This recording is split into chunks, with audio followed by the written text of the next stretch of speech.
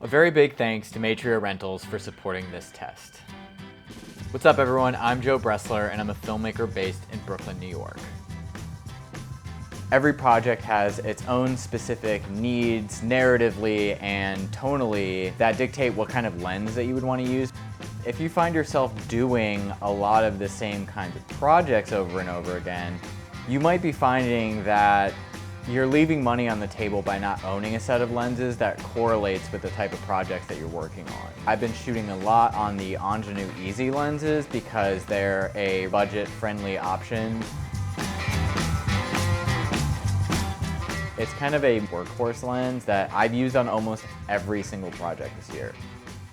B&H is currently having a sale on the DZO Kata zooms, which I never tried before. However, I have used the DZO Vespid primes a few times.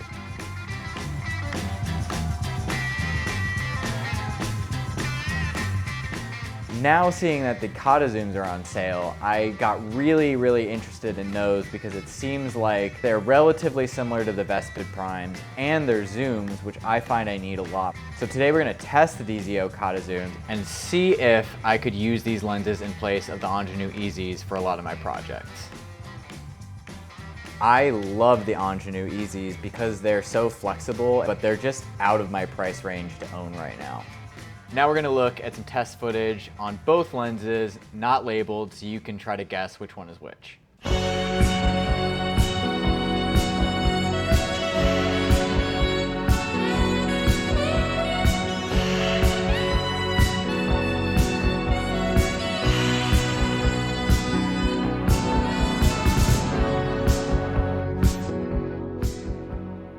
All right, so I'm curious, can you guys tell from watching this test which shot was done with which lens?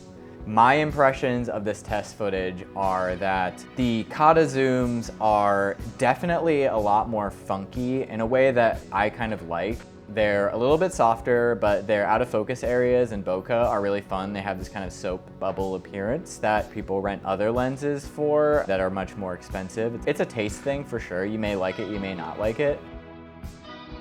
Having an 18mm end versus the 22mm of the Easies is a big W for the DZOs. The wide angle look is so trendy in current cinematography. The Easies are super sharp, they're wide open or stop down. They perform really well. They're very clean. If they're guilty of one thing, it's that they can be a bit boring without filtration. You are committing a little bit to the look with the DZOs, but the funkiness wide open on the DZOs is kind of a non-issue for me. But if you do want a super sharp, clean, wide open, then the Ingenues are going to give that to you. For filmmakers that need a run and gun option, the DZOs are much smaller than the Easies. The cool thing about the Easies is that you, in two lenses, get the range of the 3 DZO lenses.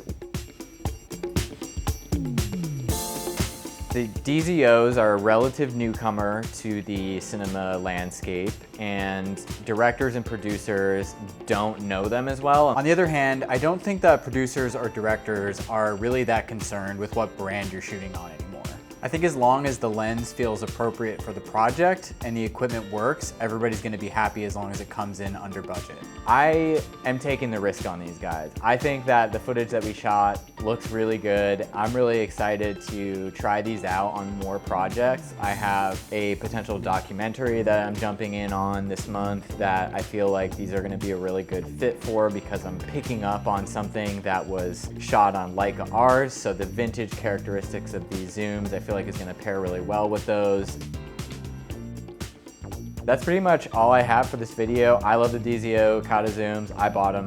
I'm going to be using them. I think they look great. I think their vintage characteristics are super fun. I love the wide angle on the 18. I'm excited to do more with them and share projects with them. Thank you so much for watching. Please subscribe if you can. Like the video. Everything that you do to support helps the channel, and we will see you on the next one.